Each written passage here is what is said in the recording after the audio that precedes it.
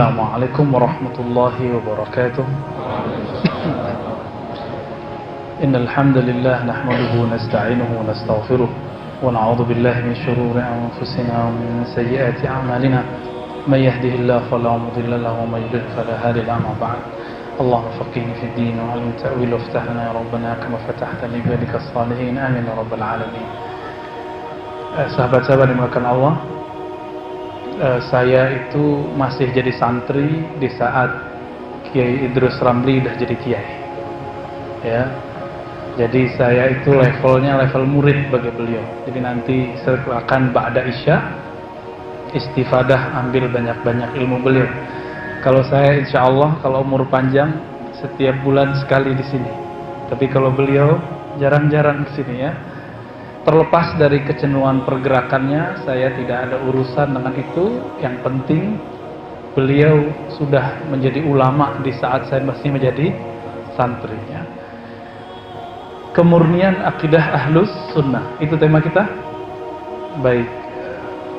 Nanti untuk kajian akidah ahlus sunnah yang versi ilmu tauhid, ilmu kalamnya, silakan gali dari beliau, mungkin kritiknya segala macamnya.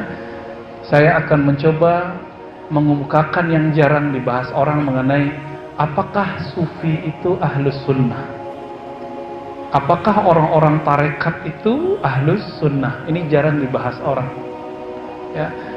Ini yang akan kita bahas. Jadi sebelum antum tanya, saya yang tanya dulu ke diri saya sendiri ya. Sebelum menjawab siapa itu, apakah akidah sufi, akidah tasawuf, maka kita tanya dulu, apakah yang disebut tasawuf, siapakah yang disebut sufi. Kalau telah jelas deskripsinya, definisinya, siapa yang disebut, kalau yang disebut itu pas, baru hukumnya nanti pas.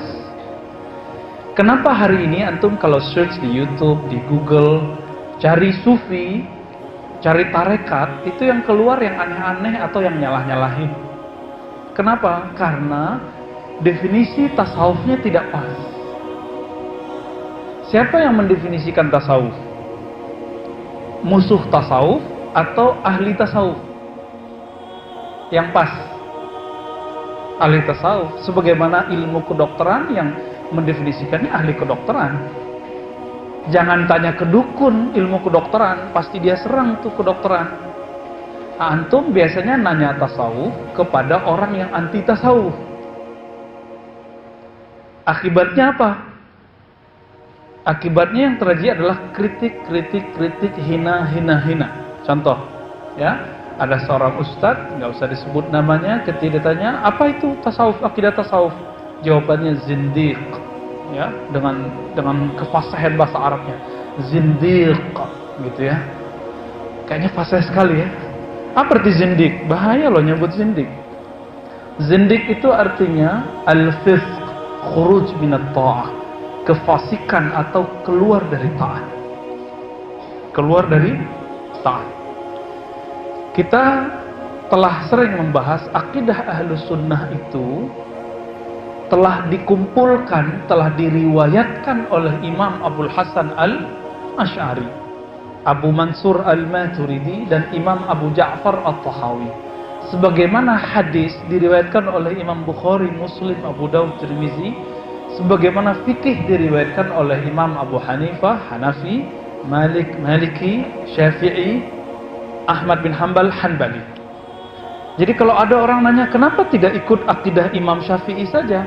Akidah Imam Syafi'i itu telah diriwayatkan ulang oleh Imam Asy'ari. Gitu. Jangan dibalik-balik. Kok nggak ikut akidah Bukhari saja? Akidah Bukhari itu isinya sama dengan akidah Imam Asy'ari.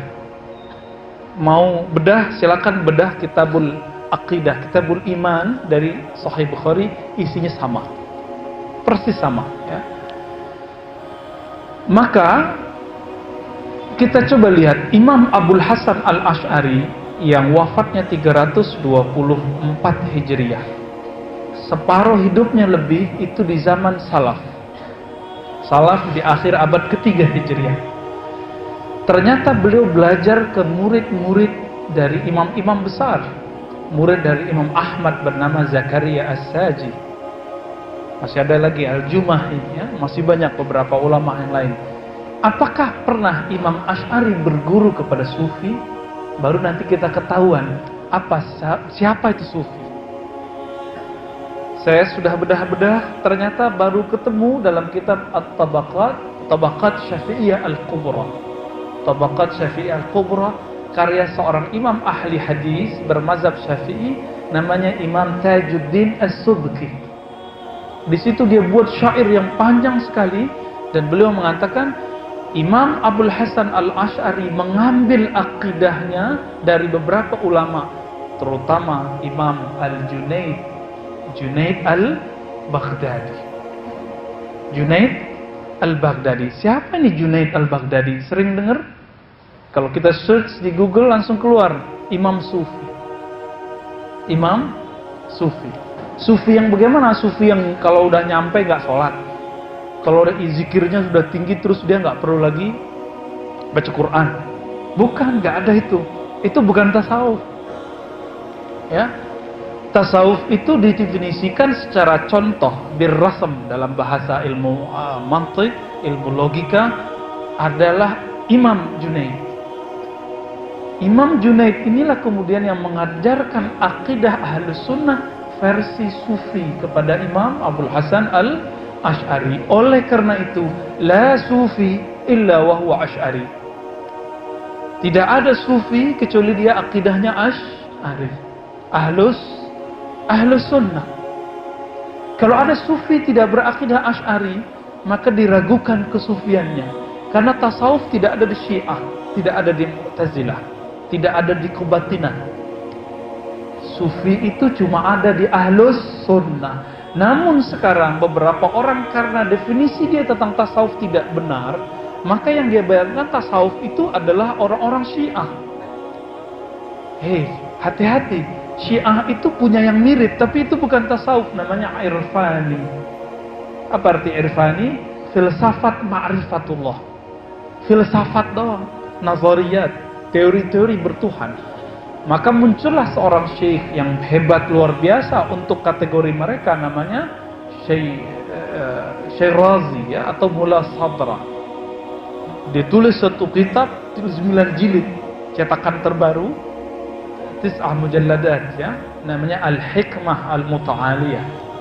Tapi saya baca, wah ini bukan tasawuf, isinya debat filsafat. Dia bantah ini, bantah itu. Tasawuf tidak ada bantah-bantahan. Tasawuf itu mengamalkan satu hadis. Min husni islamil mar'i tarkuhu ma la ya'ni. Salah satu kesempurnaan agama seseorang, dia meninggalkan hal yang gak manfaat. Salah satunya debat. Karena memperkeruh kalbu. Kita debat, itu benar pun hatinya keras. Maka beda Asy'ari Sufi dengan Asy'ari ahli akidah, ahli kalam. Asy'ari Sufi tidak suka berdebat, suka berzikir. Asy'ari ahli kalam, ahli tauhid suka berdebat. Itu bedanya. Sama-sama akidahnya Ahlus Sunnah. Imam Junaid inilah yang menghubungkan Imam Asy'ari secara rohani kepada Rasulullah. Jadi Imam Junaid berguru kepada Imam Sarri As-Saqti. Imam Sarri As-Saqti berguru kepada Ma'ruf Al-Qarhi.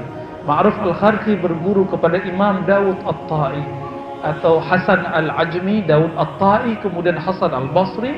Hasan Al-Basri berguru ke banyak sahabat, di antaranya Sayyidina Ali radhiyallahu taala anhu. Maka nyambunglah dari Ali kepada Nabi sallallahu alaihi wasallam. Begitu juga beliau berguru ke sahabat-sahabat yang lain. Namun karena nama Sayyidina Ali itu disebut Madinatul Ilm, kota ilmu, dan pintunya adalah Ali, maka menyebut nama Ali sudah cukup. Dan perlu diingat, ketika orang punya silsilah ke Sayyidina Ali bukan berarti dia Syiah. Ini orang banyak keliru. Oh, kalau ke Ali Syiah, antum menghujat Ali. Menghujat Ali itu namanya Nasibi, lawan dari Rafidi. Jadi Syiah itu disebut Rafidah, merendahkan sahabat Nabi selain Ali. Kalau merendahkan Ali disebut dengan Nasibi, dan dua-duanya disebut menyimpang dari ajaran Ahlus Sunnah. Itu nggak boleh dua-duanya. Yang benar itu sahabat Nabi radhiyallahu taala anhum, Allah ridho semua. Nah ini jalurnya. Ini yang disebut isnad. Yang kita sebut isnad. Apakah Imam Asy'ari terhubung ke Imam Syafi'i? Terhubung. Imam Asy'ari berguru kepada Zakaria As-Saji. Zakaria As-Saji berguru kepada banyak murid Syafi'i. Salah satunya Imam Al-Muzani. Imam tadi Ahmad bin Hanbal. Mereka berdua belajar kepada Imam Syafi'i. Jadi kalau masih ada yang bertanya, kok nggak pakai akidah Syafi'i? Ya sudah, ini akidah Syafi'i ada di Imam Asy'ari. Antum mau tuh buktinya? Silakan buka nanti kitab Al-I'tiqad karya Imam ahli hadis namanya Al-Baihaqi. Di kitab itu disebutkan setiap bab, hampir semua, tidak semua, ya hampir semua, selalu ada kaul-kaul Imam Syafi'i sebagai penutup bab. Artinya akidah Asy'ari itu akidah ahli hadis, ahlu sunnah itulah akidahnya Imam Syafi'i. Ya. Tapi sayang hari ini orang mencoba mengaburkannya. Oh, kita nggak usah ikut Asy'ari. Asy'ari itu kan bukan Rasulullah. Ya emang bukan Rasulullah. Bukan Imam Ahlus Sunnah, siapa bilang? Ya. Idza utliqa Ahlus Sunnah fahumul Asy'ariyah wal Maturidiyah. Imam ahli hadis, penghafal hadis terbanyak di zamannya. Setelah itu nggak ada lagi sampai sekarang. Sebanyak beliau. Al-Hafiz Al-Lughawi Murtada Az-Zabidi, imam dari Yaman, dari Zabid yang kemudian hijrah ke Mesir. Pengarang kitab Ithaful Muttaqin, Syarah Ihya Ulumuddin, itu berjilid-jilid, semua hadisnya disyarah, riwayatnya dijelaskan. Ketika orang menuduh kitab Ihya Ulumuddin lemah hadisnya, ternyata beliau eksplorasi dahsyat sekali. Hadis-hadis yang dikumpulkan Imam Ghazali sangat luar biasa. Apa kata beliau? Jika Anda menyebut ahli sunnah dalam sejarah Islam, pasti yang disebut adalah Asy'ari dan Maturidi. Dan sekarang anak-anak muda yang seumuran dengan saya berani mengatakan firqatud dhalah al-Asy'ariyah. Kelompok yang sesat itu bernama Asy'ari. Allahu Akbar. La ya'rifut tarikh, enggak tahu sejarah ini orang. Antum sering pakai Arba'in Nawawi tidak? Sering. Arba'in Nawawi siapa yang ngarang? Imam Nawawi. Imam Nawawi apa akidahnya? Ahlussunnah Asy'ari. Ahlussunnah Asy'ari. Imam siapa lagi? Kalau belajar di pesantren ada kitab-kitab Hasyiyah karya Imam Zakaria Al-Ansari. Itu juga Imam Asy'ari, bahkan semua tarekat sufi dia punya. Semua tarekat sufi dia punya, Naqsyabandiyah, Qadiriyah. Tapi dulu belum ada namanya Tijaniyah, ya, adanya Syaziliyah, Khalwatiyah, semuanya dia punya. Dia punya semua itu, ya. Kemudian dia punya murid, muridnya punya murid lagi. Jadi dia punya murid Maulana Imam Ramli. Imam Ramli senior dan Maulana Ramli yang junior itu punya murid namanya Imam Al-Qushashi Al-Madani. Imam Qushashi. Imam Qushashi ini punya murid di Indonesia namanya Burhanuddin, yang kemudian dia dikenal belajar ke Aceh juga, ya. Burhanuddin ini lebih tepat berguru ke muridnya, ya, namanya Al-Qurani, dan kemudian juga Abdul Rauf As-Sinkini. Abdul Rauf ini langsung ngambil Al-Qushashi. Dari Abdul Rauf ini kemudian berkembanglah ke Burhanuddin, ya. Jadi Burhanuddin, Abdul Rauf Singkel, ya, pernah dengar Singkel Aceh? Abdul Rauf berguru ke Imam Qushashi. Qushashi punya khalifah pengganti namanya Al-Qurani. Mereka semua ahli hadis. Ahli hadis, bukan ahli hadas. Hafal ribuan hadis. Maka dulu Sufi, Asy'ari, Muhaddis, Faqih, semua gabung. Gabung di satu orang itu. Kalau mau ngaji hadis ke beliau, ngaji fikih ke beliau, ngaji akidah ke beliau, ngaji tasawuf tarekat sufi ke beliau. Dulu ada isu berkembang di Nusantara ini, di negeri kita, mengenai wujudiyah. Kelompok yang mengatakan zatku zat Allah, sifatku sifat Allah, ya, zat ingsun zat Allah, gitu. Itulah yang disebut ajaran Syekh Siti Jenar, wallahu alam, ya. Sebelum itu sudah ada di Aceh. Maka orang Aceh berkirim surat kepada Syekh Al-Qurani. Siapa yang berkirim surat? Guru kami, ahli filolog, Profesor Dr. Oman Fatur Rahman, kemudian mempertegas orang itu adalah Syekh Abdul Rauf Al-Singkeli, ya, yang berkubur di Aceh. Pasti sudah ada yang ke sana, ya, atau mungkin orang sana. Beliau itu kirim surat ke Madinah. Maka dulu akidah ulama Aceh, ulama Sumatera, ulama Malaka, ulama sampai ke Sarawak, sampai ke Jawa, semuanya itu berporosnya ke Madinah. Imam siapa tadi? Al-Qushasi dan Al-Qurani. Qushasi berguru ke Ramli, Ramli berguru kepada Imam siapa? Zakaria Al-Ansari, ya. Ramli junior, kemudian nulis senior, lalu Imam Zakaria Al-Ansari. Semuanya. Namun generasi ini kemudian mulai pudar mungkin karena faktor penjajahan, tapi masih berkembang di daerah Pariaman, ya, di daerah Aceh itu masih ada yang nyimpen. Saya masih ketemu dengan orang-orang yang menyimpan itu. Maka muncullah kebangkitan berikut. Kebangkitan berikut muncul dari generasi di akhir tahun 1800-an, kita sebut abad 19. Maka muncullah di Sumatera ada Syekh Al-Hafiz Al-Muqri Abdurrahman dari Batu Ampar, ya. Itu kakeknya Bung Hatta, umurnya panjang 150 tahun. Kemudian generasi murid-muridnya muncullah kemudian Syekh Sulaiman Rasuli di Sumatera sana, Syekh Abdul Wahab Rokan, ya. Kemudian di Jawa ada Maulana Syekh Hashim Ash'ari, ada pendiri Muhammadiyah siapa? Syekh Ahmad Dahlan. Guru mereka bernama di Semarang namanya Syekh Saleh Darat. Mereka semua itu belajar di Mekah. Kalau tadi porosnya di mana? Madinah, sekarang di Mekah. Di Mekah mereka berguru kepada Syekh Ahmad Khatib Al-Minangkabawi, berguru kepada Syekh Termasi, Mahfud Termasi dari Termas, Pacitan. Jawa mana tuh? Jawa Timur apa Jawa Tengah? Ya. Itu generasi luar biasa. Kemudian juga ada Mahmud bin Kinan Al-Palimbani, ya. Juga ada, tapi dia berjuang di negeri ini, namanya Syekh Arsyad At-Tawil, murid dari Syekh Nawawi Al-Bantani, ya. Dia Bantani kemudian dibuang ke daerah Manado sana. Mereka semua itu terhubung kepada Said Bakri Shatta. Said Bakri Shatta terhubung kepada Said Ahmad Zaini Dahlan yang dulu face to face berhadapan dengan pembunuhan Wahabiyah. Maka dia tulis buku Fitnah Al-Wahabiyah.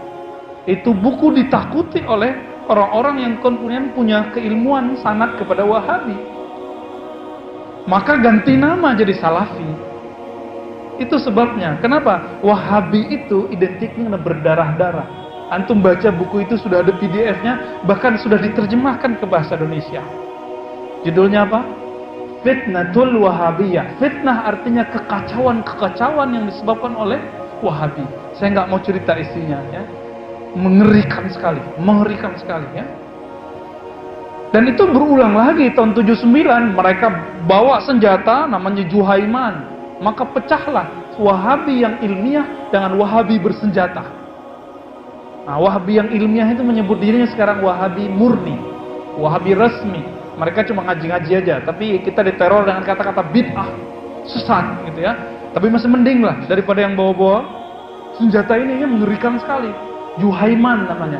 Dia mantan murid dari Syekh bin Baz rahimahullah, lalu kemudian kecewa dengan tim Hizbah. Tim Hizbah itu amar ma'ruf nahi munkar, kok lelet sekali. Maka dia nggak tahu dapat senjata dari mana, masuk ke Ka'bah, dibredel tuh orang. Guru kami Maulana Syekh Ahmad Marwazi, orang Betawi, orang Kuningan sini, menyaksikan dengan matanya sendiri itu bagaimana orang ditembak begitu, ya. Beberapa tempat masih ada bekasnya. Terjadi lagi. Mereka menghalalkan darah sesama muslim. Bagaimana kita tidak muslim? Kenapa? Antum suka ziarah kubur, antum tawassul, udah kafir bagi dia sudah. Nah, ulama kita silsilah ilmunya bukan ke mereka, ke siapa? Ke Sayyid Ahmad Zaini Dahlan, yang beliau itu langsung berhadapan dengan mereka. Beliaulah mufti Syafi'iyah di Mekah, imam di Mekah waktu itu. Maulana al-Imam Sayyid Ahmad Zaini Dahlan. Taib, marhaban Al-Alamah Syekh Idrus Tafadhal.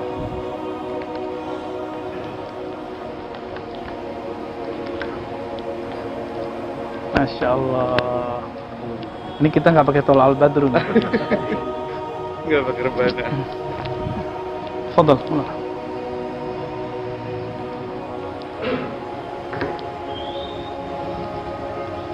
Isya'nya jam berapa? 7 lewat ya? Baik. Tadi saya sudah mengantarkan Pak Kiai. Ya, waktu Pak Kiai telah jadi Kiai, saya masih santri.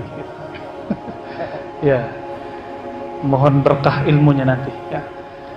Saya teruskan sedikit, habis itu silakan Pak Kiai buka lagi, nanti lanjut ke Ba'da Isya. Kalau saya tiap bulan di sini, aman. Nanti Pak Kiai karena jarang di sini, kita pelorotin ilmunya banyak-banyak Ba'da Isya ya. Mohon izin sebentar Pak Kiai. Baik, tadi kita sampai di Maulana Al-Imam Sayyid Ahmad Zaini Dahlan. Ya, Sayyid Ahmad Zaini Dahlan. Nah, Imam Ahmad Zaini Dahlan inilah kemudian yang paling berani menentang face to face kelompok Wahabi. Bayangkan dia di Mekah, langsung berhadapan-hadapan. Syukurnya kitab-kitabnya telah muncul, telah bisa kita akses di dunia maya. Ya, kitab yang saya sebut tadi apa namanya? Fitnatul Wahabiyah. Ada satu lagi yang ilmiah, Ar-Raddu 'alal Wahabiyah. Di situ dia membahas tentang tawassul. Ketika dan ini berlanjut loh ya. Jadi ternyata kesalahan itu, gagal paham itu diwariskan turun-temurun. Apa pemahaman Wahabiyah terhadap tawassul? Tawassul itu minta ke makhluk, maka syirik. Maka dianggaplah semua Asy'ariyah yang bertawassul musyrik. Itu kesalahan ini kemudian turun-temurun. Sekarang silakan cek buku kitabnya Syekh Saleh Fauzan, masih hidup. Dan dia menyebut orang istighasah tawassul dengan asyirkul akbar. Wajar di Bangladesh, di Sri Lanka orang lagi tawassulan, maulidan, dibom. Kenapa? Dianggap syirik. Jadi kesalahan itu kok diwariskan gitu. Ya, ini kemudian yang bikin kita sedih. Dan alhamdulillah di negeri kita punya yang dari dulu orang setelah kenal pendekar Wahab, pendekar yang melawan Wahabiyah ya. Orang sering sebut pendekar Aswaja, guru kita Maulana Syekh Idrus Ramli Al-Asy'ari Asy-Syafi'i. Dan uniknya apa? Beliau ini nggak pernah secara formal ngaji di Arab, tapi ilmunya melebihi khirij ya, tamatan Arab gitu. Jadi ternyata negeri kita punya keunikan, dan Jawa itu salah satu yang masih mempertahankan hari ini tradisi itu.